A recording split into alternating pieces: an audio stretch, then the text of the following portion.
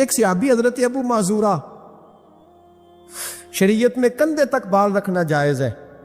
اس صحابی کے اتنے لمبے بال تھے کہ جب وہ بیٹھتے تھے تو نیچے دب جاتے تھے. لوگوں نے منع کیا کٹواتا کیوں نہیں؟ فرمانے لگے نہیں کٹوانے. کہا کیوں؟ مانے لگے قبر میں لے کے جانے. قبر میں. کہا کیوں؟ اور میں ان بالوں پہ ایک دفعہ نبی پاک نے ہاتھ رکھا تھا، حضور نے دست مبارک رکھا تھا، میں ساتھ للحد میں عشق کے رخ شاہ کا داغ لے کے چلے. ہم نے اندھیری رات سنی تھی چراغ. عبداللہ بن عتیق صحابی ہے، حضور نے گستاخ قتل کرنے بھیجا، انعام دیے. انتقال کا وقت آیا تو بچوں کو بلایا، کہنے لگے یہ ایک ڈنڈا ہے، عصا ہے، جب مروں تو میری قبر میں رکھنا. کہا ابا جی سنا نہیں کبھی کسی نے ڈنڈا قبر میں رکھا ہو، عصا آپ کی قبر میں کیوں رکھے؟ ورنہ بیٹا تمہیں پتہ نہیں، یہ معمولی نہیں، یہ وہ ہے جو میرے رسول نے مجھے دیا تھا. یہ میری قبر میں، قبر میری تے میرے پیرا جے کر پاویں پھیرا، قبر دے وچوں ہڈیاں اٹھ کے مجرا کن سا تیرا. پسے مردن فرشتوں نے جو تلاشی لی تو کیا نکلا، فقط ایک دل کے گوشے سے خیال مست. حضرت انس بن مالک کہتے ہیں مر جاؤں تو حضور کے منہ مبارک میری زبان کے نیچے رکھ دینا. حضرت امیر معاویہ فرماتے ہیں میرے پاس حضور کے ناخن ہے، جب میں مروں تو میرے کفن میں رکھ دینا.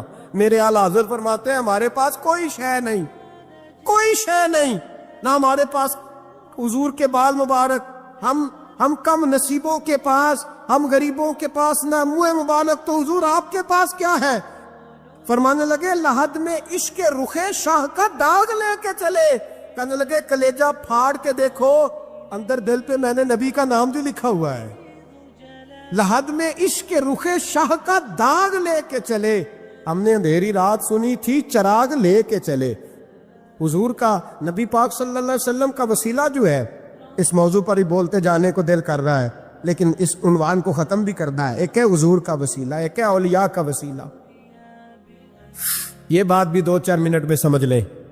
صحیح بخاری مسلم میں میرے نبی پاک نے فرمایا ہے، حضور فرماتے ہیں لوگ جہاد کرنے جائیں گے، ایک زمانہ آئے گا میرے بعد لوگ جہاد کریں گے، پوچھا جائے گا تم میں کوئی صحابی ہے؟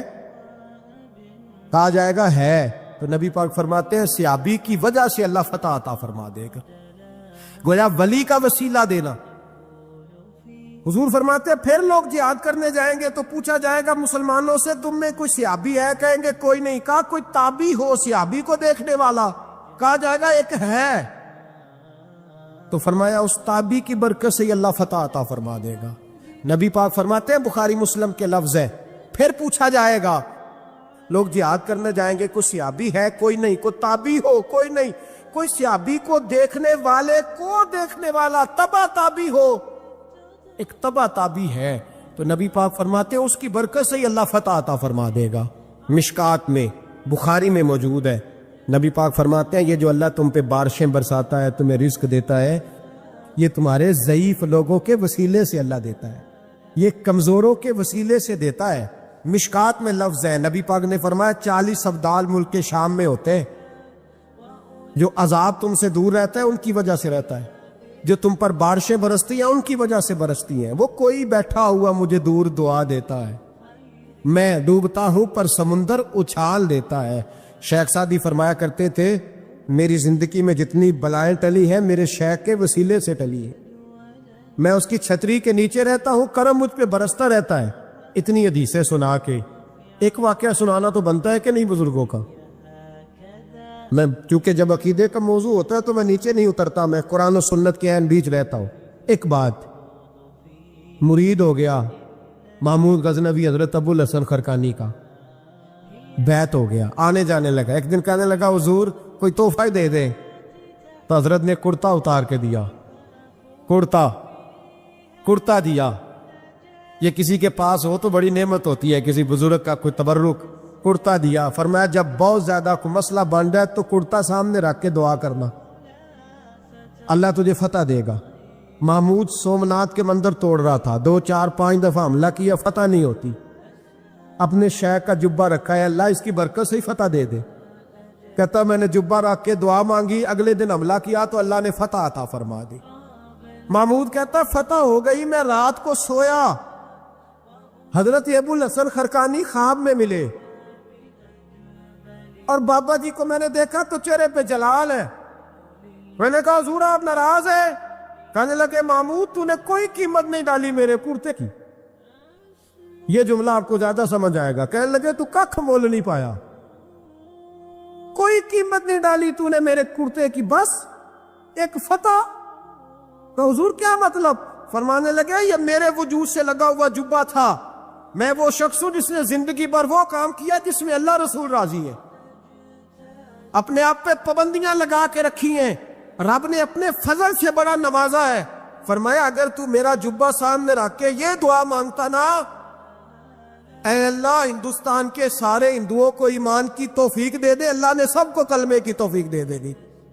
तूने क्या कीमत डाली मेरे जुब्बे की? तर दामनी पे शेख हमारी ना जाइए, हम दामन नचोड़ दे तो फरिश्ते वुजू करे और फरिश्ते भी करते हैं ताजीम मेरी, फिदा हो के उन पर ये इज्जत। बंदा जिससे प्यार करता है ना, वो बंदा कभी कभी फिर प्यार का फायदा नाजायज भी उठाता है, कभी कभी ये भी नुकसान लोग करते हैं। पहली बात तो ये कि जब प्यार हो जाए तो उसका फायदा जायज भी नहीं उठाना चाहिए।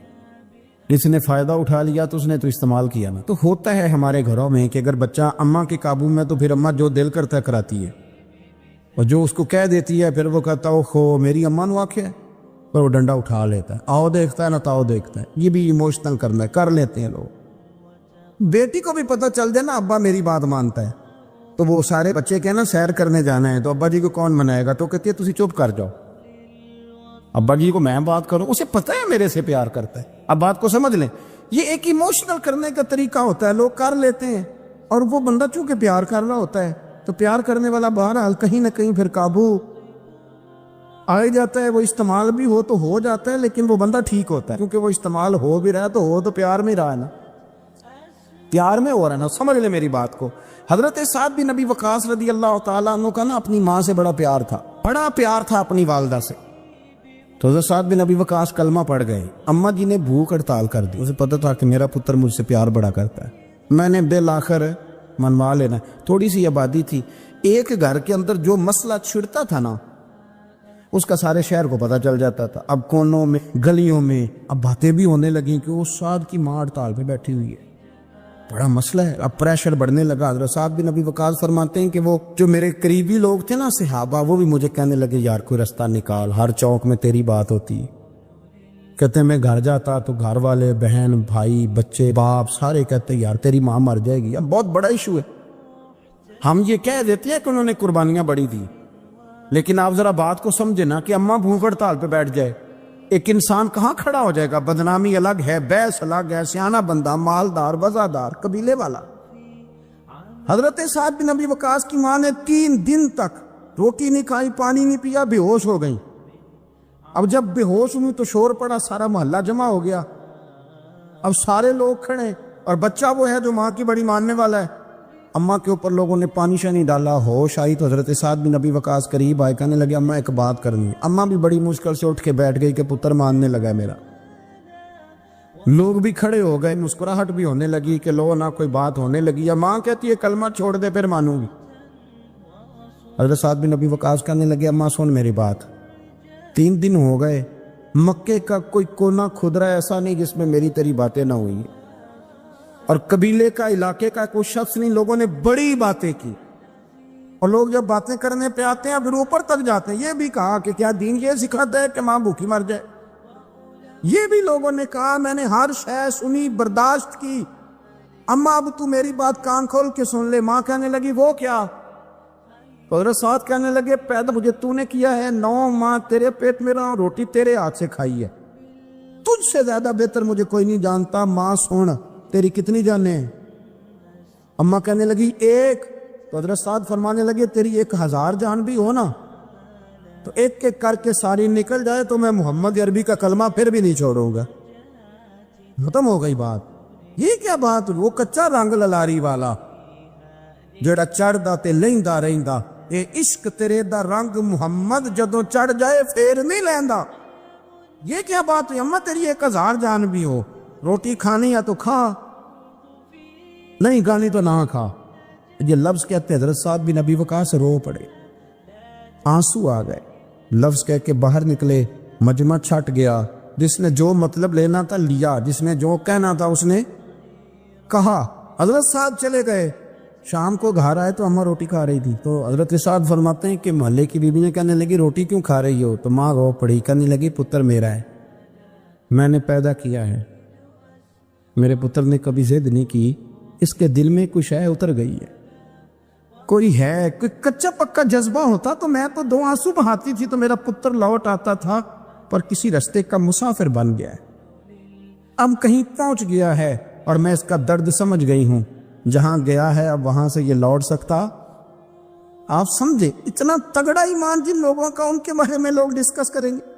ان کو نا قرآن پاک نے بطور نمونہ بیان کیا ہے۔ اللہ فرماتے ہیں ایمان اس طرح کا جس طرح میرے نبی کے صحابہ کا۔ یہ منافقوں کی بات ہو رہی ہے پہلے سے بارے میں، وَإِذَا قِيلَ لَهُمْ آمِنُوا كَمَا آمَنَ النَّاسُ، جب ان سے کہا جائے کہ ایمان اس طرح لاؤ جس طرح میرے نبی کے صحابہ لائے، قَالُوا أَنُؤْمِنُ كَمَا آمَنَ السُّفَهَاءُ، تو وہ کہتے ہیں اس طرح ایمان لائیں جیسے بیوقوف لائیں، یہ تو بیوقوف ہے، ہر شے نبی پاک پہ قربان کر رہے ہیں۔ تو اللہ فرماتے ہیں الا انہم ہم السفہاء، خبردار ہو جاؤ میرے نبی پاک کے غلاموں کو بیوقوف کہنے والو، تم بیوقوف ہو۔ اللہ کہتا ہے تم پاگل ہو، بیوقوف ہو، اللہ انہیں پاگل کہتا ہے، اللہ پاگل کہتا ہے انہیں جو نبی پاک کے صحابہ کو پاگل کہتا ہے، اللہ انہیں پاگل کہتا ہے۔ یہ معیار ایمان ہے۔ قرآن نے کہا ایمان اس طرح کا جس طرح کا نبی پاک کے، وَإِذَا قِيلَ لَهُمْ آمِنُوا كَمَا آمَنَ النَّاسُ، ایمان اس طرح لاؤ جس طرح میرے نبی پاک کے۔ اور دیکھ تو کہتا ہے میری نمازیں، میرے روزے، میری زکاتیں، میرا جہاد کام آئے گا۔ سن حضرت عبد الرحمن ابن عوف، صحابہ میں سے تگڑا آدمی، اتنا بڑا شخص، اتنا بڑا آدمی کہ جس کے پیچھے میرے رسول نے نماز ادا فرمائی ہے، اتنا بڑا شخص، ہر جہاد میں سب سے پہلے، سب سے امیر تھے، صدقات خیرات بڑھ بڑھ کے دیتے تھے، ساری نیکیاں ہیں۔ ایک بی بی نبی پاک کے لیے ایک قمیض بنا کے لائی، ایک حدیثی ہے، یہ بخاری مسلم ہے، ایک حدیثی ہے کہ چادر بنا کے لائی، چادر بنا کے لائی، بڑے اچھے نار نکالے، دروازہ رسول پہ آئی، حضور میری قبول کر لے۔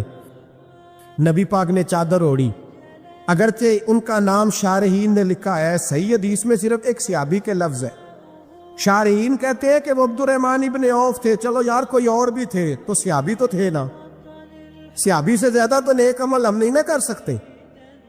وہ صحابی تھے، یہ حضرت عبد الرحمن ابن عوف تھے، آئے، آ کے کہنے لگے یا رسول اللہ بڑی پیاری لگ رہی ہے آپ کو چادر، حضور بنانے والے نے تو بڑی بنائی تھی، پر جب آپ پہ آئی ہے پھر تو نورون علی نور ہی ہو گئی ہے، حضور بڑی پیاری، کیا بات ہے، کیا بات ہے، مکھ چند بدر شاہ شانی ہے، متھے چمک دی لاٹ نورانی ہے، کالی زلف تے اکھ مستانی ہے، مخمور اکھی ہن مد بریاں، سبحان اللہ سبحان اللہ سبحان اللہ، ما اجمل کا ما اکمل کا۔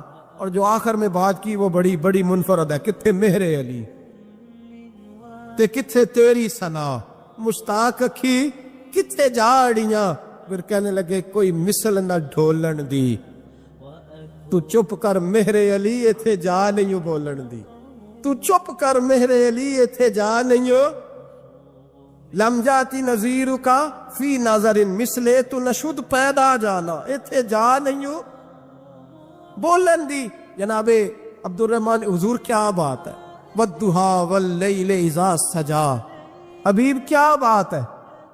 حضور نے فرمایا تجھے اچھی لگ رہی ہے؟ کہا حضور بڑی اچھی لگ رہی ہے، قربان جاؤں، کون دیتا ہے دینے کو منہ چاہیے، دینے والا ہے سچا ہمارا نبی۔ حضور نے فوراً چادر اتاری، کہا عبد الرحمن لے لو، دے کے حضور چلے گئے۔ صحابہ گرد کٹھے ہوئے، محفل کا رنگ ہی بدل گیا۔ تھوڑی دیر پہلے مسکراہٹ تھی، ایک صحابی غصے سے بولے، کہنے لگے عبد الرحمن یار تو تگڑا بندہ ہے، تو چاہے تو ابھی باہر جا کے 100 چادر اس طرح کی خریدے، حضور تو کسی کی قبول ہی نہیں کرتے، بڑی مشکل سے کسی کی چیز لیتے ہیں، غریب کا خیال رکھتے ہیں، حضور نے قبول کر لی تھی تو عجیب آدمی ہے، تو نے مانگ لی، یہ خیال نہیں آیا۔ پہلے مسکراہٹیں تھیں جب حضور اور جناب عبد الرحمن، اب سنجیدگی آئی، اب سنجیدگی کے فوراً بعد جب صحابی نے سوال کیا تو محفل میں آنسو آ گئے، حضرت عبد الرحمن رو پڑے، نمازیں بھی ہیں، جہاد بھی ہے، پر فخر میں کسی بات پہ رو پڑے، کہنے لگے او بیلیا تیرا کیا خیال ہے، میں نے اوڑھنے کے لیے لی ہے، پہننے کے لیے لی ہے؟ فرمانے لگے نہیں، اللہ کی عزت کی قسم، میں نے تو اس لیے لی ہے جب مروں گا تو گھر والوں کو کہوں گا مجھے نبی پاک کی چادر میں کفن دینا، اٹھانا بخاری پڑھنا، حضور کی چادر میں کفن دینا، اس لیے کہ مجھے پتا ہے جب مصطفیٰ کی چادر اوڑھ کے جاؤں گا تو اللہ بے حساب ہی بخشش فرما دے گا۔ تو نبی پاک کے وسیلے کا قائل نہیں، یہاں چادر کی بات ہو رہی۔ مجھے ایک صاحب نے سوال پوچھا، کہنے لگے میلاد کس کو منانا چاہیے؟ میں نے کہا اس بیٹی کو منانا چاہیے میلاد جو زندہ ہوتی تھی تو دفن کر دیا جاتا تھا، پر میرے رسول نے فرمایا اب جو بیٹی پالے گا نا میں اس کا بازو پکڑ کے جنت میں ساتھ لے کے جاؤں گا۔ میں نے کہا میلاد اس ماں کو منانا چاہیے جس کا بیٹا گلے میں رسی ڈال کے ماں کو منڈی میں بیچ جاتا تھا۔ میرے مصطفیٰ کریم نے فرمایا جنت 7 آسمانے کے اوپر سدرۃ المنتہا کے پاس تھی، پر میں نے وہاں سے کھینچ کے لا کے ماں کے قدموں کے نیچے رکھ دی ہے۔ میلاد اس باپ کو منانا چاہیے جس کی اولاد ڈنڈوں سے مارتی تھی، پر رسول کریم علیہ السلام نے فرمایا سن لو سن لو سن لو، اب جس کا ابا راضی ہوگا اسی کا اللہ راضی ہوگا۔ میں نے کہا میلاد اس غریب کو منانا چاہیے جو بھینس کی طرح بکری کی طرح منڈی میں بکتا تھا، پر مصطفیٰ نے کالے رنگ والے حبشی غلام کو سینے سے لگا کے کہا غریبوں کو چھوٹا نہ سمجھنا، میں اللہ کے رسول جب جنت میں جاؤں گا تو آگے بھی غریب ہوں گے، پیچھے بھی غریب ہوں گے، دائیں بھی غریب ہوں گے، بائیں بھی غریب ہوں گے۔ فرمایا امیر ویٹنگ لسٹ میں ہوں گے، 500 سال بعد جنت میں جائیں گے، غریبوں کے لیے جنت کے دروازے 500 سال پہلے ہی کھلوا دوں گا۔ اس کو منانا چاہیے، میلاد منانا چاہیے۔ اور میں نے کہا مولوی سن تجھے پوچھتا کوئی نہ، تیرا ذکر کوئی نہ کرتا، لیکن تو ممبر پہ بیٹھا ہے، تو محمد عربی کے نام کا کھا رہا ہے، تو علی کے نام کا کھا رہا ہے، تو عمر عثمان اور ابو بکر کے نام کا کھا رہا ہے، تو حسنین کا صدقہ کھا رہا ہے، تجھے نہ تیری کبھی کسی نے برادری پوچھی، نہ کبھی تیرا کسی نے ایڈریس پوچھا، نہ کبھی کسی نے تیری سند پوچھی۔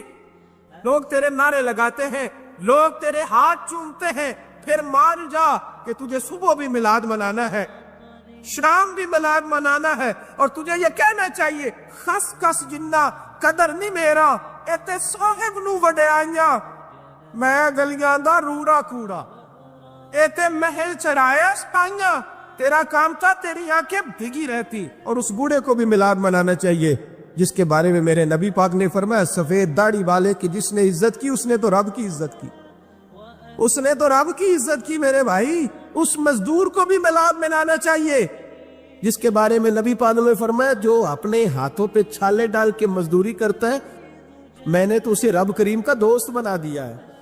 ہر اس طبقے کو میلاد منانا چاہیے جسے میرے رسول نے عزت عطا فرمائی۔ اس بہن کو بھی میلاد منانا چاہیے جس کے بارے میں نبی پاک نے فرمایا اگر کسی کا باپ چلا جائے اور اس کے حصے میں بہنیں آ جائے، 4 بہنیں، 3 بہنیں یا 2 بہنیں بیاہ کے جو آیا تپے سے، میرے محبوب نے فرمایا میری انگلیاں جڑی ہوئی ہیں نا، اس طرح میں اسے اپنے ساتھ جوڑ کے جنت میں لے کے جاؤں گا۔ اس بہن کو میلاد نہیں منانا چاہیے۔ میرے رسول پاک نے فرمایا جس کی بیٹی واپس آ جائے، طلاق ہو گئی یا بیوہ ہو گئی، واپس آ گئی، نام بچ سکی، واپس آ گئی، فرمایا واپس آنے والی بیٹی کی جو باپ خدمت کرے گا، میرے رسول پاک فرماتے ہیں میں قیامت میں اس کا سفارشی بنوں گا۔ تو اس بیوہ کو اور طلاق یافتہ کو میلاد نہیں منانا چاہیے؟ وہ اس رسول کا ذکر نہیں کرے گی جس نے اتنا درجہ دے دیا، اتنا نواز دیا؟ اور تجھے تو صبح و شام میلاد کرنا چاہیے تھا، تجھے تو صبح و شام درود کرنا چاہیے تھا، سلام کے گجرے بھیجنے چاہیے۔ یا رسول اللہ کہتے تیری زبان جو ہے وہ ہر وقت تر رہنی چاہیے تھی، تو بحث کر رہا ہے، تو اس پہ دلیلیں دے رہا ہے، تو اس پر باتیں کر رہا ہے۔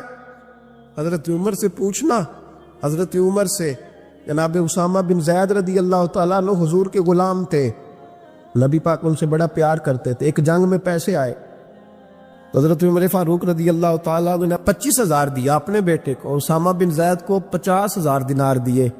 بیٹا کہنے لگا ابا جی وہ تو چھوٹے ہیں، میں بڑا ہوں، وہ حضور کے زمانے میں بچے تھے، میں جہاد کرتا تھا، یہ آپ نے کیا کیا؟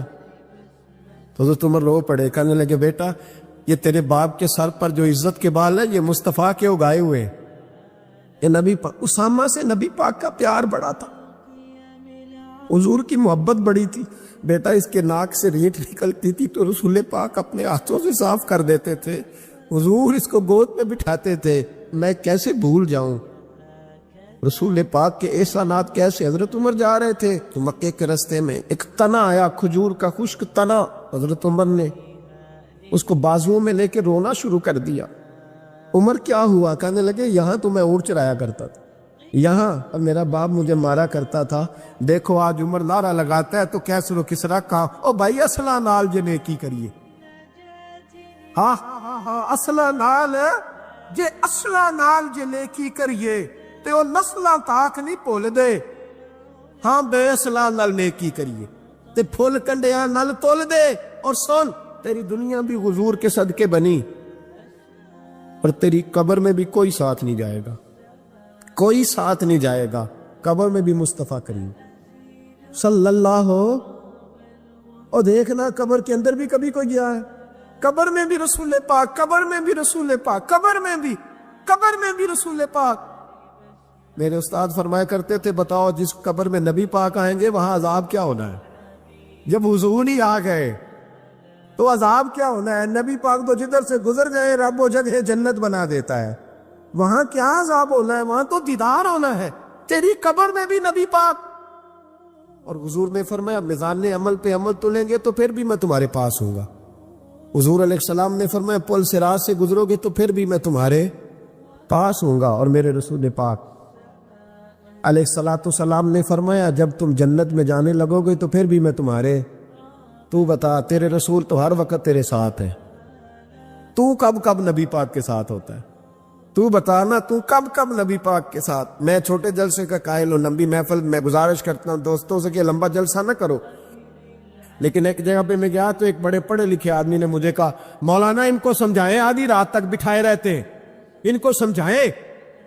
میں نے کہا میں سمجھاؤں گا پر آپ بھی ذرا اپنا لب و لہجہ تھوڑا دھیما کریں، تو پوری رات نہیں نبی پاک کے لیے جاگا، اور میرے رسول تو ساری حیات تیرے لیے جاگتے رہے، ساری رات محبوب نے۔ کیا کہتے ہیں بریلی کے امام اعلیٰ حضرت فرماتے ہیں ان کی مہک نے دل کے گنچے کھلا دیے، وہ جس راہ چل دیے ہیں کوچے بسا دیے ہیں، میرے کریم سے گر قطرہ کسی نے مانگا دریا بہا دیے، دردے بہا دیے ہیں۔ اور اللہ کیا جہنم اب بھی نہ سرد ہوگا، اللہ کیا جہنم اب بھی نہ سرد ہوگا، رو رو کے مصطفیٰ نے دریا بہا دیے، رو رو کے مصطفیٰ نے۔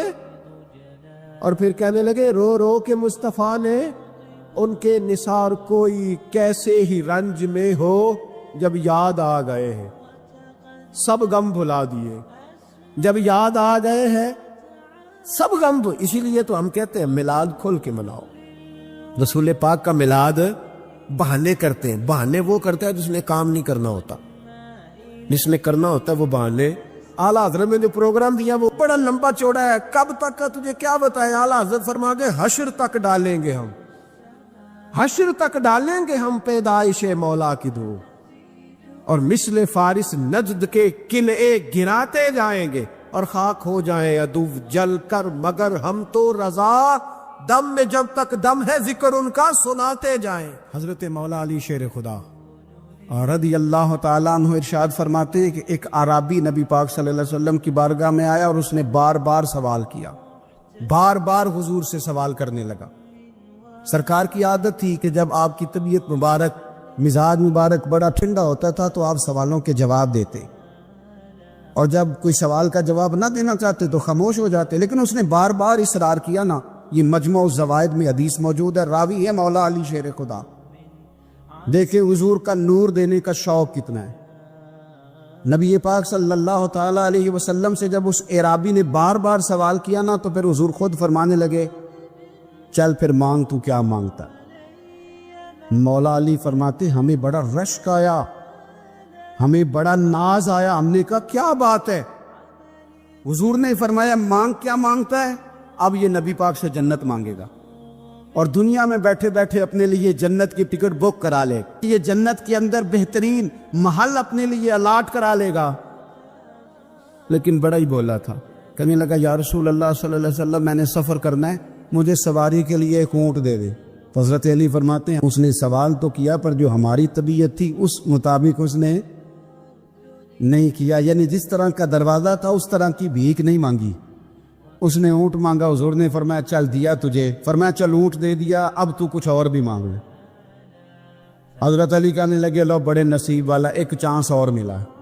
تو کہنے لگا حضور اس طرح کریں، جو اونٹ پر کجاوا باندھا جاتا ہے وہ بھی دے دے۔ تو حضرت علی شیر خدا فرمانے لگے ہم نے کہا تیرا اللہ بھلا کرے، تو کہاں اڑ گیا ہے۔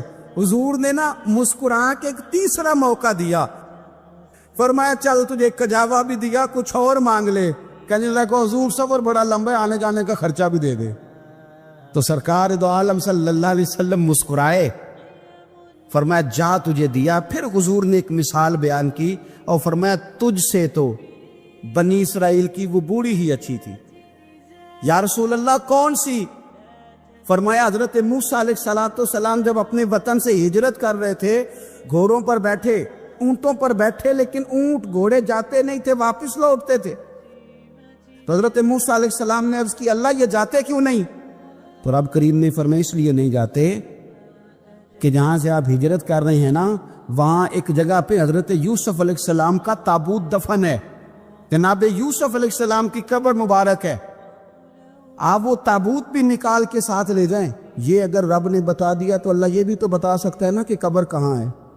یہ بتا دیا تابوت لے جائیں، یہ نہیں بتایا کہاں ہے۔ یہ حضرت موسیٰ علیہ السلام آپ خود تلاش کریں گے تو حضرت موسیٰ علیہ السلام نے بنی اسرائیل کے لوگوں سے پوچھا کہ وہ کہاں ہیں تابوت حضرت یوسف کا، تو وہ کہنے لگے ہمیں تو نہیں پتہ، ایک بوڑھی اماں ہے پرانی، اسے پتہ ہے۔ حضرت موسیٰ علیہ السلام اس بوڑھی سے ملے تو فرمایا بتا دے کہ وہ تابوت کہاں ہے، حضرت یوسف کی قبر کہاں ہے۔ آج لوگ کہتے ہیں مزاروں پہ نہیں جانا چاہیے، تو پڑھو نا یہ حدیث کھول کے، نبی پاک صلی اللہ تعالی علیہ وآلہ وسلم فرماتے ہیں کہ دیکھو قبر کا رستہ، مزار کا رستہ بتانے کا وہ عورت قیمت مانگ رہی ہے۔ حضرت موسیٰ کی ملاقات ہوئی تو آپ نے فرمایا امت تمہیں پتہ ہے جناب یوسف کا مزار کہاں ہے، قبر کہاں ہے؟ کہنے لگی پتہ ہے۔ تو آپ نے فرمایا بتا دے۔ کہنے لگی مفت کیسے بتا دوں، ابھی تو لوگوں کو مزاروں میں جانے کی دلیل نہیں مل رہی، اور یہاں وہ بوڑھی کہتی ہے اور بیان کر رہے ہیں میرے نبی پاک صلی اللہ علیہ وسلم، اور بوڑھی کہنے لگی مفت نہیں بتاؤں گی۔ تو حضرت موسیٰ فرمانے لگے قیمت لے لے۔ کہنے لگی بالکل آپ قیمت دیں گے تو بتاؤں گی۔ اور میں قیمت کیا ہے؟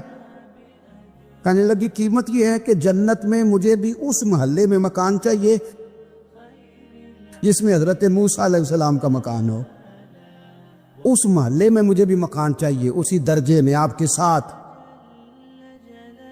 تو حضرت موسیٰ فرمانے لگے اماں چل تو جنت کا مکان مانگ، تو نے تو بہت بڑی سوسائٹی بھی پلاٹ مانگ لی ہے، وہ تو بڑا اونچا معاملہ ہے، وہاں تو انبیاء اور رسول ہوں گے، تو دور پہنچ گئی ہے،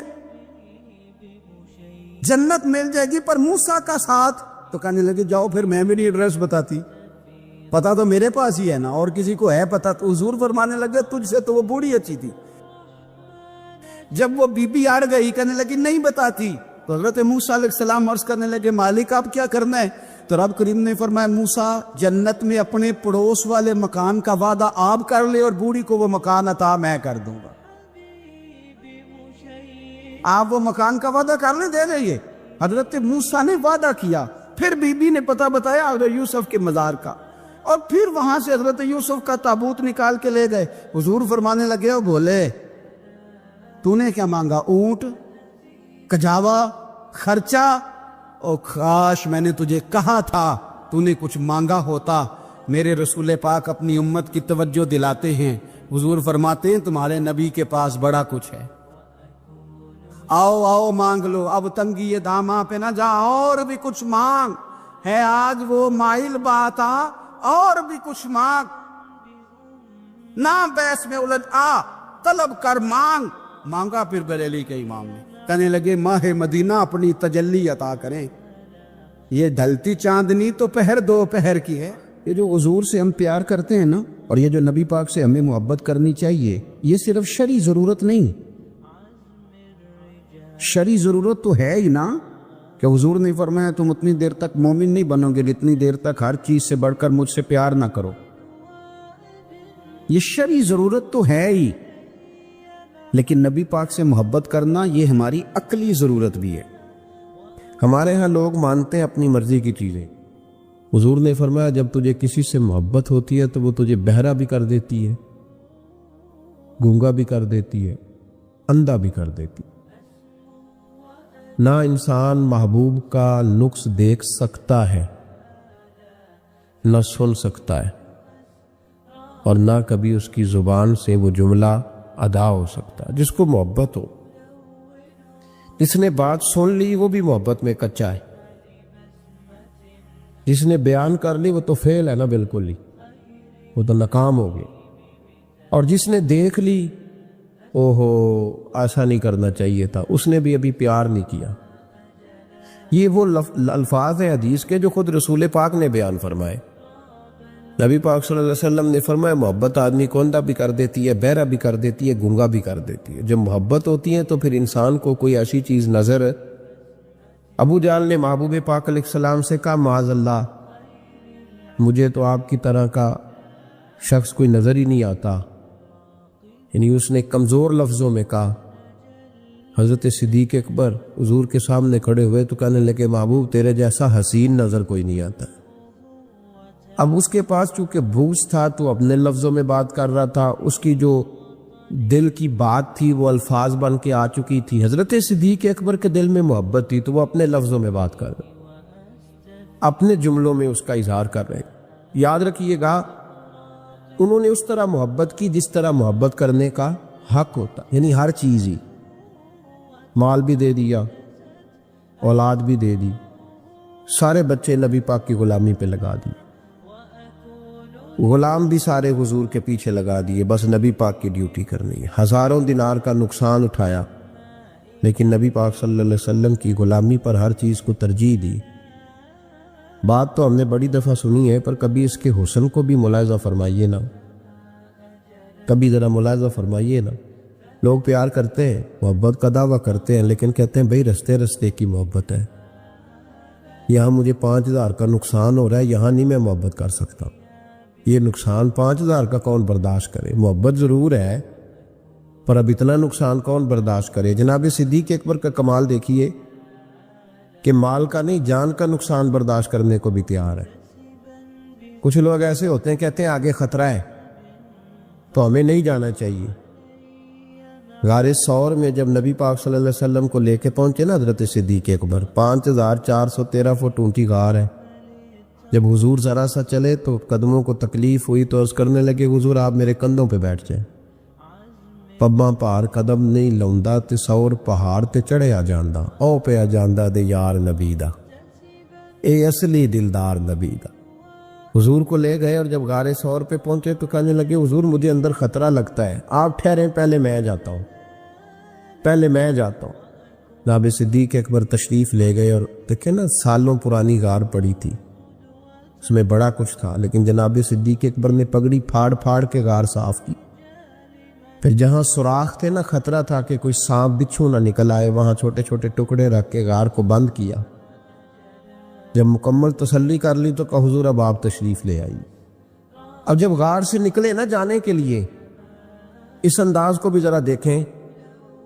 لوگ آج خشک دین کے بڑے قائل ہیں، کہتے ہیں بس ٹھیک ہے نماز پڑھنی چاہیے، روزہ رکھنا چاہیے، اتنی لمبی باتیں، آپ معرفت کی بات کرتے ہیں، آپ محبت کی بات کرتے ہیں، آپ وارفتگی کی بات کرتے ہیں. کچھ لوگوں کو تو لفظ عشق ہی بڑا برا لگتا ہے، وہ اس جملے تک جانا ہی پسند نہیں کرتے. او خدا کے بندو، یہ بھی تو انداز دیکھو نا صحابہ کا. جب نبی کریم سید عالم صلی اللہ علیہ وسلم کو لے کے وہ نکلے نا غار ثور سے، تو حضور کے ساتھ ساتھ چل رہے تھے، تو کبھی نبی پاک کے آگے جاتے تھے، کبھی حضور کے پیچھے، کبھی دائیں کبھی بائیں. تو محبوب کو پتہ ہے، پھر بھی پوچھا ابو بکر یہ کیا کر رہے ہو؟ تو عرض کرنے لگے حضور مجھے شک ہے کہ کافر طاق میں چاہتا ہوں اگر آگے سے تیر آئے تو وہ بھی میرے سینے پہ لگ جائے. پھر مجھے خیال آتا ہے ہو سکتا ہے پیچھے سے آ جائے، تو پیچھے ہٹتا ہوں کہ اگر پیچھے سے کوئی نیزہ آئے تو وہ بھی مجھے ہی لگ جائے، کوئی دائیں سے آئے تو وہ بھی مجھے ہی لگ جائے. کوئی بائیں سے آئے تو مجھے لگ رہی طبیعت نہیں چاہتی کہ آپ کو ذرا سی بھی تکلیف پہنچے. یہ ذائقہ جب نبی پاک کے لیے لوگوں کے دلوں میں پیدا ہوتا ہے تو پھر اللہ تبارک و تعالیٰ دین کی روشنی روح تک عطا فرما دیتا ہے. امام فخر الدین رازی نے لکھا ہے، سینکڑوں سال پہلے کے مفسر، اب تو لوگ سارا کچھ کھاتے میں ڈال دیتے ہیں نا کچھ مخصوص لوگوں کی. امام فخر الدین رازی نے لکھا، دیکھیں بات بڑی سادی سی ہے، لیکن حضرت ابوبکر صدیق کا بھی اپنا ذائقہ ہے. حضور نے انگوٹھی دی، کہا جاؤ اس انگوٹھی پہ نا اللہ کا نام لکھوا لاؤ.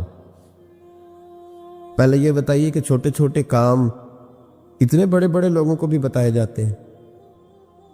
یہاں تو پانی پلانے کے لیے اور بندہ ہوتا ہے، جو تھوڑا سیانا ہوتا ہے وہ کہتا ہے یہ میری ڈیوٹی تو نہیں نا، میں تو صاحب ہوں، مجھے تو خود میں آیا ہوں مجھے پانی پلایا جائے، آپ یہ کیا کہہ رہے ہیں میں پانی پلاؤں. حضرت ابوبکر صدیق رضی اللہ تعالیٰ عنہ کو نبی پاک کام بتاتے تھے، اپنے ذاتی چھوٹے کام جو کوئی بچہ بھی کر کے آ سکتا، لیکن یہ بھی میرے محبوب کی محبت ہے. فرمایا جو میری ذات کے تعلق سے کام ہوگا وہ میرا ابو بکر ہی کر کے آئے گا. جناب صدیق اکبر کو انگوٹھی دی، فرمایا جاؤ اس پہ اللہ کا نام لکھوا لاؤ. امام فخر الدین رازی نے لکھا ہے جناب صدیق اکبر گئے، کہتے ہیں میں نے لکھنے والے سے کہا کہ اللہ کا نام لکھ دو، پھر میری طبیعت نے گوارا نہ کیا کہ صرف اللہ کا لکھا ہو. میں نے کہا یار اس طرح کرو ساتھ میرے مصطفیٰ کا بھی لکھ دو. حضور کا حکم کیا ہے تو حضرت ابوبکر کیا کہتے ہیں؟ یہاں لوگوں کو بڑا شکوہ ہے، کہتے ہیں آپ جناب بڑھا کے حضور کی شانے پہ اتنی بات کہو جتنی ہے، حد میں رکھو. اور میں نے کہا بیوقوف تو حضور کی حد بتا دے نا، ہم وہیں تک رہ جائیں گے. بلغ العلا بے کمال ہی کشف الدجا بے جمال حسنت جمیع خصال صلو علیہ وآلہ. وہ حد بتا، ہم حد تک رہیں گے. نبی پاک صلی اللہ علیہ وسلم نے کہا میرا نام لکھو، اللہ کا نام لکھواؤ. جناب صدیق اکبر نے ساتھ حضور کا بھی لکھوا لیا. واپس لائے نا، حضور کو انگوٹھی دی تو اس پہ لکھا تھا اللہ، محمد اور ابو بکر. تو حضور نے فرمایا ابو بکر یہ تو نے کیا کیا ہے؟ میں نے کہا تھا اللہ کا لکھوا لا، تو میرا بھی لکھوا لایا اپنا بھی. جناب صدیق اکبر چونک گئے. امام فخر الدین رازی نے لکھا چونکے، عرض کرنے لگا یا رسول اللہ میں نے آپ کا نام تو لکھوایا ہے، میری طبیعت گوارا نہیں کرتی تھی کہ اللہ کا ہو اور آپ کا نہ ہو، خدا کا ذکر کرے ذکر مصطفیٰ نہ کرے، ہمارے منہ میں ہو ایسی زباں خدا نہ کرے. کہا حضور اللہ کا نام تو آپ نے کہا تھا اور میں نے ساتھ گوارا نہیں کیا کہ آپ کا نہ ہو، تو میں نے لکھوا لیا ہے، باقی اپنا میں نے نہیں لکھوایا. حضور واللہ میں نے نہیں لکھوایا.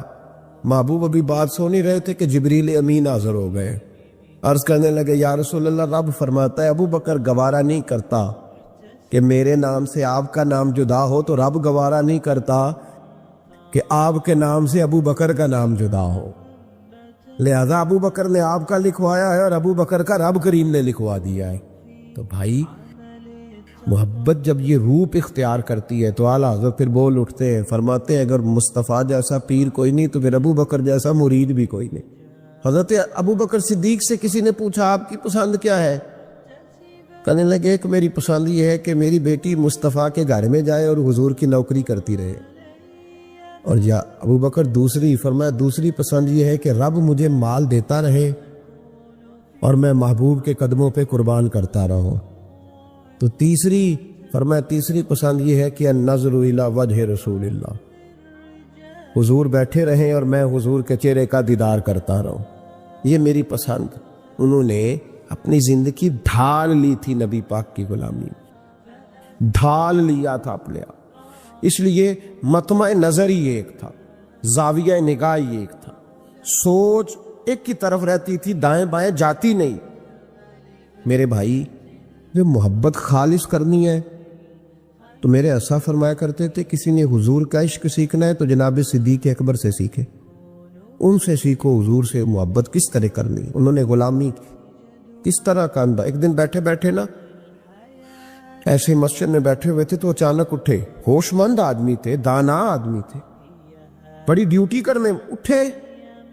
تو جو ملک شام کی طرف رستہ جاتا تھا نا مدینے کا، اس رستے جانے لگے. امیر المومنین حضرت ابو بکر صدیق جاتے جا رہے ہیں. تھوڑی دیر گزری تو کچھ صحابہ نے کہا حضور آپ کدھر جا رہے ہیں؟ ہم بھی پیچھے پیچھے، کدھر جانا؟ تو پلٹے تو رو پڑے. کہنے لگے ایک دفعہ نبی پاک صلی اللہ علیہ وسلم کئی دن کے بعد نظر نہیں آئے تھے، پھر حضور ادھر سے تشریف لائے، تو میرے دل میں خیال آیا شاید آج بھی حضور ادھر سے آ جائے. تو میں چلا سب روگاں دا روگ محمد جس کا نام بچھوڑا. کہا میں جب بہت علیل ہوئے نا حضرت صدیق اکبر، تو جناب عمر فاروق رضی اللہ تعالیٰ انہوں نے ایک طبیب بلایا ملک شام سے. کہا اسے دیکھو تو صحیح، روز بروز کمزور ہوتے جا رہے ہیں. تو طبیب دیکھ کے کہنے لگا مرض تو کوئی نہیں، لیکن ان کا دل بے چین، ان کی روح پریشان ہے، یہ کسی سے بچھڑے ہوئے لگتے ہیں. تو حضرت عمر کہنے لگے صدیق کیا بات ہے یار، کس سے بچھڑے ہو؟ تو جناب ابو بکر نے آنکھ کھول کے دیکھا، فرمایا تجھے تو جیسے پتہ ہی نہیں، تمہیں تو جیسے خبر ہی نہیں. تو حضرت عمر بھی رو پڑے. بھائی محبت کی تو ٹوٹ کے نبی پاک صلی اللہ علیہ وسلم کے ساتھ ان کی وفاؤں کا رشتہ رہا تو پھر حد درجے کا رہا، ہر چیز قربان کی. یہ جو لوگ سوچ سمجھ کے چلتے ہیں نا، وہ بیچارے اپنے ذائقے کھو بیٹھتے ہیں سارے. حضرت صدیق اکبر رضی اللہ تعالیٰ عنہ کی زندگی بتاتی ہے کہ حضور کی غلامی کرو تو کھل کے کرو، ڈٹ کے کرو. پھر جو بچا بچا کے رکھتے ہیں ان کے پاس کچھ بھی نہیں رہتا. خود محبوب پاک صلی اللہ علیہ وسلم نے فرمایا حضرت اسماء بنت ابی بکر صدیق سے، فرمایا رب کے رستے میں جب دے تو گن گن کے نہ دیا کر، ورنہ وہ بھی تجھے گن گن کے ہی دے گا. اور کوئی چیز بچا کے نہ رکھ، اس کے رستے میں بے حساب دے، وہ بھی تجھے بے حساب ہی عطا فرمائے گا. ہم محبت میں بھی کنجوسی کرتے ہیں، سوچ سمجھ کے تھوڑی سی. تو وہ کس طرح کی محبت ہے جس میں بندہ سوچ رہا ہے، غور کر رہا ہے، ارادہ کر رہا ہے، تیاری کر رہا ہے، دیکھ رہا ہے، پرکھ رہا ہے، وہ کیسے آگے بڑھے؟ غلامی تو غلامی ہوتی ہے، غلاموں کی سوچیں اپنی نہیں ہوتی، سوچیں بھی غلام ہوتی ہیں. غلام جو ہوتے ہیں وہ اپنے محبوب کی رضا کی طرف توجہ رکھتے ہیں، دائیں بائیں لوٹ کر پلٹ کر ان کا مزاج نہیں ہوتا. حضرت ابو بکر صدیق رضی اللہ تعالیٰ عنہ نے محبوب پاک سید عالم صلی اللہ علیہ وسلم کی غلامی کی، ہر لحاظ سے کی، ہر وقت کی، ہر طریقے سے کی. امت مسلمہ اگر غلامی کا طریقہ سیکھے گی تو جناب صدیق اکبر سے سیکھے گی. حضرت صدیق اکبر بتلائیں گے کہ محبوب کریم سید عالم صلی اللہ علیہ وسلم کی غلامی کس طرح کرنی ہے. جب رات تھی نا بدر کی، تو کافروں کا سب سے بڑا نشانہ یہ تھا اسی طرح حضور کو شہید کیا جائے. وہ پورا فوکس کیے ہوئے تھے کہ نبی پاک صلی اللہ علیہ وسلم کو شہید کرنا، پوری توجہ تھی. تو صحابہ کہتے ہیں کہ ہم نے ارادہ کیا کہ حضور کے لیے علیحدہ سے خیمہ بنایا جائے، چھپر بنایا جائے. حضور کے لیے وہ ہم نے چھپر بنا دیا، محبوب اس کے اندر قیام کرنے لگے. اب خیال یہ تھا کہ یہاں ڈیوٹی کون کرے گا، ڈیوٹی کون کرے گا، یہاں کون ٹھہرے گا، یہاں یہ بڑے خطرے والی جگہ ہے، یہاں کون ٹھہرے گا. فرماتے ہیں جب گفتگو ہونے لگی تو جناب صدیق ایک بار فٹافٹ بولے، کہنے لگے تمہیں ضرورت کیا ہے انتخاب کرنے کی؟ میں جو ہوں، جب تک میں موجود ہوں کسی کافر کی جرت ہی نہیں مصطفیٰ کے خیمے کی طرف بھی دیکھ سکے، طاقت ہی نہیں. وہ آگے بڑھ کے ان جگہوں کا انتخاب کرتے، اس طرف ان کی توجہ رہتی. میرے محبوب پاک علیہ الصلاۃ والسلام ان پر اعتماد کرتے. 17 نمازیں نبی پاک نے جناب صدیق اکبر کے پیچھے ادا فرمائی، 17 نماز. اور جناب ابو بکر کا بھی یہ حال تھا. آج تو باہر کھڑے ہو کے سلام پڑھو تو کچھ لوگ کہتے ہیں سلام آپ پڑھ لیں، کھڑے کیوں ہوتے ہیں؟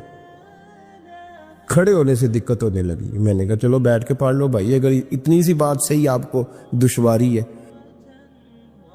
حضرت صدیق اکبر رضی اللہ تعالیٰ عنہ نماز پڑھا رہے تھے.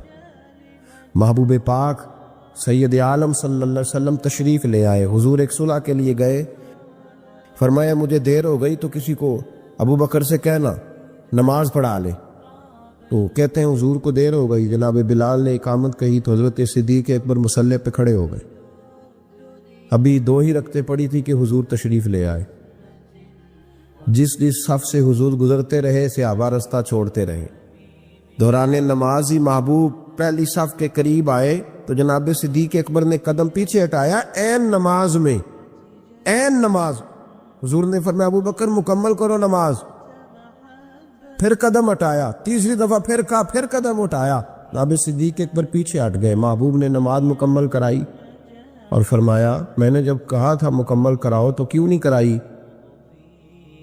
کیا خوبصورت انداز ہے۔ کہنے لگے یا رسول اللہ اب ابو قحافہ کے بیٹے کی اتنی جرت تو نہیں نا کہ مصطفیٰ کا امام ہی بن جائے، مجھے بتائیے ہامتے کامتے لرزتے سہمے ڈرتے کب کبھی وجود پہ طاری ہوئی بندے میدان محشر میں جمع ہو، انہوں نے خبر ہو کہ ڈائری تو کھل گئی، آڈیو ویڈیو تو چل گئی، پتہ تو سارا آ گیا، فرشتے دفتر اعمال لے کر پہنچ گئے، چھوٹی سی چھوٹی ذرے کے برابر بھی کوتاہی تو یہاں تک آ گئی، بندہ ڈرے کانپے اور اچانک آواز کرم آئے، ان اللہ یغفر الذنوب جمیعا، بے شک اللہ سارے گناہوں کو معاف فرمانے والا ہے۔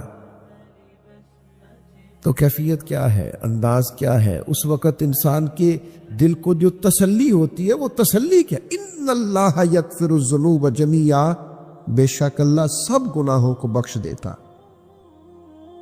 دوستو، شدید بے سکون، بے چین، مضطرب، الجھے خیالات، سخت بیمار، سخت کمزور، مالی مشکلات کا شکار لوگ، جسمانی بیماریوں سے لڑنے والے لوگ، اور رشتہ داروں اور احباب اور ان کی بے وفائیوں کا شکوہ کرنے والے لوگ، اگر ان ساری تکلیفوں سے نکلنا چاہیں تو حل ایک ہی ہے، ادھر ادھر نہ دیکھیں، اپنے رب کی رحمت کی طرف دیکھیں، اپنے کریم مالک کے کرم پر توجہ کریں، اور یہ ذہن بنائے کو کتنا بھی بیمار ہو جب رب شفا دینا چاہے، کوئی کتنا۔ اور پھر حضور نے ایک بات ارشاد کی، کچھ باتیں ایسی ہیں جن کو بیان کرتے ہوئے نا گہرائیاں ساری ختم ہو جاتی ہے کہ اس سے زیادہ گہری بات کیا ہو سکتی، رانائیاں اور رنگ سارے مان پڑ جاتے ہیں کہ اب اس میں جلوے اور کتنے بھرے جا سکتے تھے۔ ساری انسان کی سوچیں اور وسعتیں اچانک سمٹنے لگتی ہے کہ یار اتنی بڑی بات، یہ ذرا انداز دیکھیے حضور کا بیان کرنے کا۔ نبی پاک علیہ السلام فرماتے ہیں جب قیامت والے دن اللہ ان لوگوں کو اجر عطا کرے گا نا جن پر دنیا میں مشکلات آتی رہی، تو فرمایا وہ لوگ سوچیں گے کہ یہ تو مشکلات تھوڑی تھی، کاش کبھی زیادہ آ جاتی نا، کاش ہمارے وجود کینچیوں سے کاٹ دیے جاتے۔ وہ لوگ سوچیں گے، اور وہ بھی سوچیں گے جن پر مشکلات نہیں آئی تھی کہ کاش کبھی ہم بھی اس چکی سے پس کے آتے نا۔ اس سے زیادہ بھی کوئی اجر ہو سکتا ہے کہ رب کہتا ہے ان اللہ مع الصابرین، جو مصیبت پہ صبر کر دے اللہ اس کے ساتھ ہے۔ معیت الہی اس شخص کو نصیب ہو رہی، رحمت خداوندی سے کبھی نظر نہ ہٹائے۔ آتی رہتی ہیں مشکلات، آتے رہتے ہیں دکھ، ہو جاتی ہے غلطیاں، کمزور ہے انسان، کر بیٹھتا ہے گناہ بھی، لیکن ایک گناہ میرا ماں پیو ویکھے،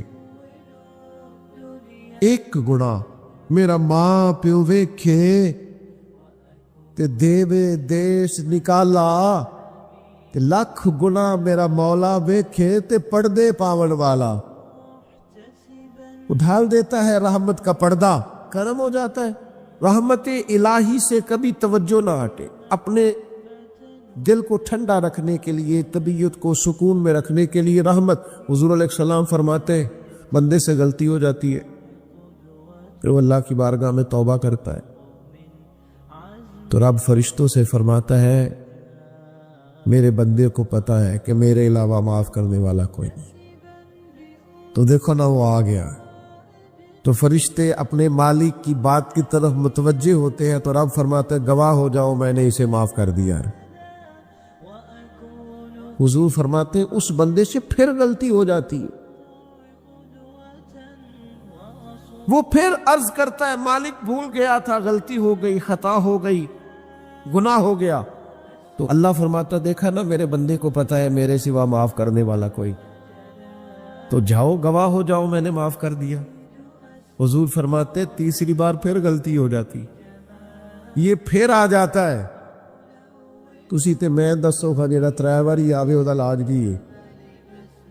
اسی کہنے ہیں تو باز آنا، کہنے ہیں کہ نہیں تو نے ٹھیک ہونا، تو نہیں ٹھیک ہو سکتا، تو نے نہیں باز آنا، تیرا علاج اب جا اب دوڑ جا، تیرا کوئی حل نہیں۔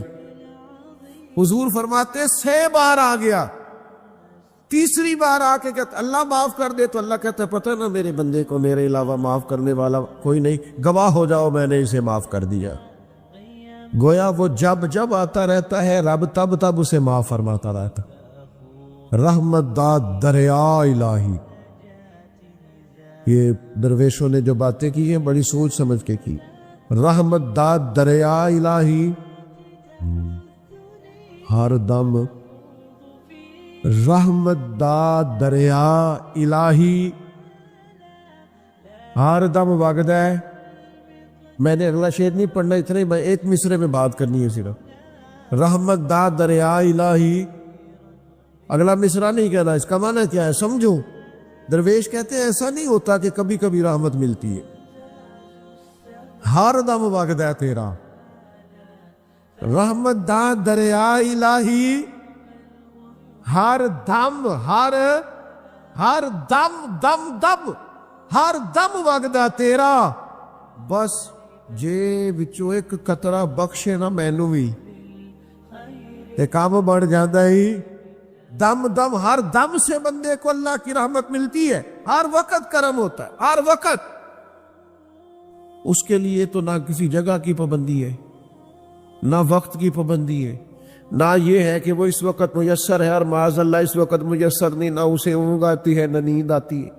صبح بھی کرم شام بھی کرم، وہ ہر وقت رحم ہی رحم فرماتا ہے۔ اور حضور فرماتے جب اس نے مخلوق بنائی تھی نا، اسی وقت اس نے اپنے عرش پہ لکھ دیا تھا لوگوں میرا غضب زیادہ نہیں میری رحمت ہی زیادہ ہے۔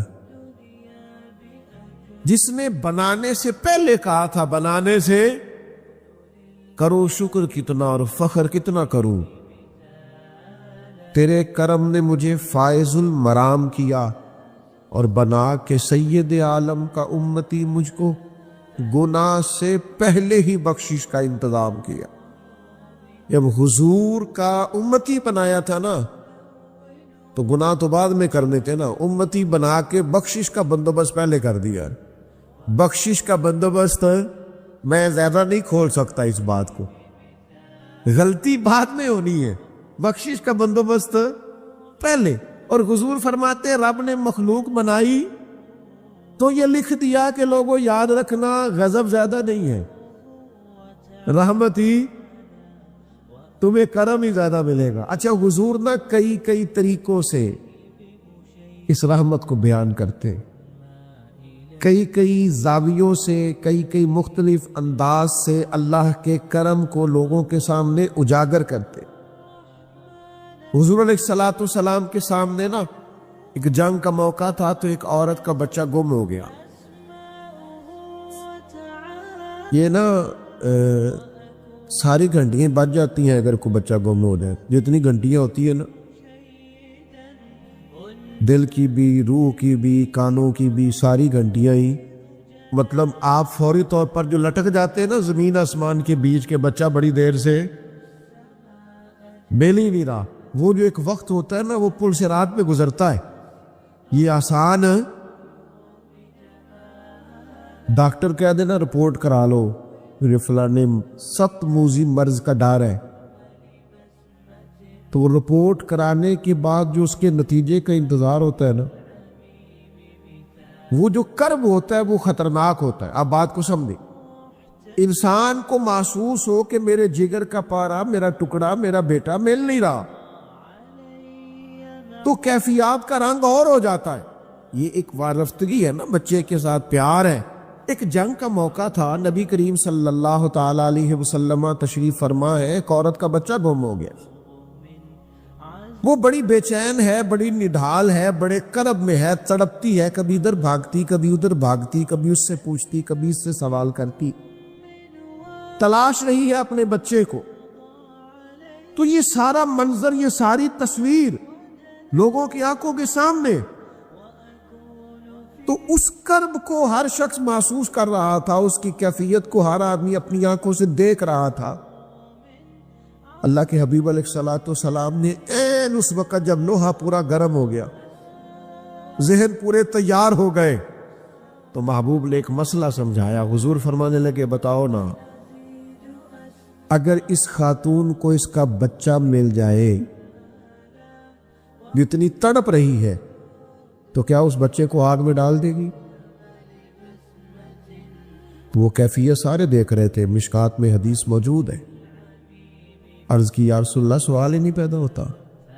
اس کا جو درد ہے، اس کی جو تڑپ ہے، اس کی جو کیفیت ہے، وہ تو کچھ اور پتہ دیتی ہے. تھوڑی دیر کے لیے بچھڑ گیا ہے تو اتنی تکلیف میں ہے، تو کجا یہ کہ وہ آگ میں جلا دے. جب ذہن یہاں تک تیار ہو گئے، لوگوں کا ذہن یہاں تک تیار ہو گیا، تو اب میرے کریم محبوب کی آنکھوں میں آنسو آئے. اب حضور نے رحمت الہی کا جھونکا لوگوں کو دیا. کریم فرمانے لگے جتنا یہ اپنے بچے سے پیار کرتی ہے نا، رب کریم اس سے بڑھ کر اپنے بندے سے محبت فرماتا. بس یہاں بات محبوب نے بند کر دی، یعنی فرمایا کھولتے رہنا. مانا کیا ہے کہ اگر یہ نہیں نہ دوزخ میں پھینکنا چاہتی اپنے بچے کو، تو رب بھی اپنے بندوں کو سزا نہیں دینا چاہتا. وہ بھی انہیں دوزخ میں جلانا نہیں چاہتا، وہ بھی انہیں سزائیں دینا نہیں چاہتا. بھائیو یاد رکھیے گا اور سمجھیے گا، اپنی توجہ ہر وقت اپنے مالک کے کرم کی طرف رکھے، ہر وقت اللہ کی عطا کی طرف. یہ جو مایوس لوگ پھرتے ہیں نا اور مایوس باتیں کرتے ہیں، اور یہ جو کہتے ہیں کہ میں بڑا تھک گیا ہوں اور میں بڑا تنگ آ گیا ہوں اور اب مجھے لگتا ہے کہ یہ چیزیں میرے کنٹرول میں نہیں آئیں گی، اور حضرت میں نے بڑی کوشش کی، جو قدم آگے لے جاتا ہوں وہی میرا پیچھے ہوتا ہے. اور بعض کہتے ہیں جی میرے ساتھ ہی ایسا کیوں ہوتا ہے، آخر میں ہی ساری زندگی اس طرح کیوں ہوں، فلان جگہ بھی ناکام ہوا، فلان جگہ بھی. او میرے بھائی، جس طرح کا انسان گمان کرتا ہے رب بھی اسی طرح کا معاملہ فرماتا ہے. تیری طبیعت ہی نہیں بن پا رہی کہ تو رحمت کی طرف متوجہ ہو، تیرا خیال ہی نہیں بن پا رہا کہ اس کے کرم اور عطا کی طرف تیرا دھیان جائے. تو نے اپنے اوپر مایوسیاں پوری طرح طاری کر لی ہیں. بندہ مومن کبھی اپنے رب سے مایوس ہو سکتا؟ اس کی توجہ ہر وقت اس کے کرم کی طرف رہتی، اس کی توجہ ہر وقت اس کی عطا کی طرف رہتی. دیکھیں نا، بعض لوگوں پر یکدم کرم آیا، چھایا. صحابی رسول ہے، ولیوں سے، غوثوں سے، کتبوں سے، ابدالوں سے، تمام تابعین سے، محدثین سے، مفسرین سے افضل ہے. لیکن صحابی کتنی دیر کے ہیں؟ شاید 2 گھنٹے کے صحابی، 2 گھنٹے ادھر آئے ہیں، ادھر کلمہ پڑھا ہے، ساتھ ہی جہاد کیا ہے، ساتھ ہی شہادت ملی ہے. صحابی 2 گھنٹوں کے ہیں، صحابی 2 گھنٹوں کے ہیں، لیکن تمام مفسرین، محدثین، اولیاء، صوفیاء کے امام ہے. کیوں؟ اس لیے کہ کرم کرنے والا کرم کرتا ہے. اس نے جاتے جاتے ایسا کرم کیا ہے کہ 2 گھنٹے کے اندر اٹھا کے امت کا امام بنا دیا ہے. یہ تو رحمت کی برکھا ہے، یہ کسی وقت بھی برس جائے گی. یہ تو کرم ہے. دیکھیں نا، ان لفظوں کا ذرا حسن دیکھیں. نبی کریم علیہ السلام فرماتے ہیں بندہ ساری زندگی جہنمیوں والے کام کرتا ہے، تلخیوں والے کام کرتا ہے، سزا والے کام کرتا ہے، لیکن جاتے جاتے نا کوئی ایسا جملہ بول دیتا ہے آخر میں کہ اس کی ایک بات کی وجہ سے نا اللہ اس کے لیے جنت کا فیصلہ فرما دیتا. ایک بہت بڑا ظالم گزرا ہے تاریخ اسلام میں، بڑا ظالم تھا، اس کا ظلم بہت زیادہ تھا. لیکن حضرت انس بن مالک فرمایا کرتے تھے، یہ اس کی ایک بات بڑی مجھے عجیب لگتی ہے. اس نے آخر میں ایک جملہ کہا تھا، ظالم بڑا تھا، اس نے آخر میں ایک جملہ کہا تھا. اس نے کہا تھا مالک میں نے ظلم کیے پر میں شرمندہ بڑا ہوں، اور یہ لوگ مجھ سے کہتے ہیں کہ میرے گناہ تیری رحمت سے زیادہ ہیں۔ مجھے بتا میرے گناہ تیرے کرم سے زیادہ تو نہیں؟ حضرت انس بن مالک فرماتے اس کی بات سن کر میرے دل کو چوٹ لگی، مجھے یوں لگا اس نے منا لینا ہے رب کے کرم۔ او میرے بھائی، اللہ کی عطا سے زیادہ تو نہیں، اس کے فضل سے زیادہ تو نہیں۔ رسول اللہ صلی اللہ تعالی علیہ وسلم فرماتے ہیں کہ رب فرماتے ہیں اگر میرے بندہ اتنے گناہ کرے کہ اس کے گناہ آسمان تک پہنچ جائیں، یا اتنے گناہ کرے کہ زمین کی تہ تک پہنچ جائے، اور پھر وہ آ کے اپنے کریم رب کے حضور معافی مانگے سچے دل سے، تو اللہ پھر بھی اسے معاف فرما دے گا۔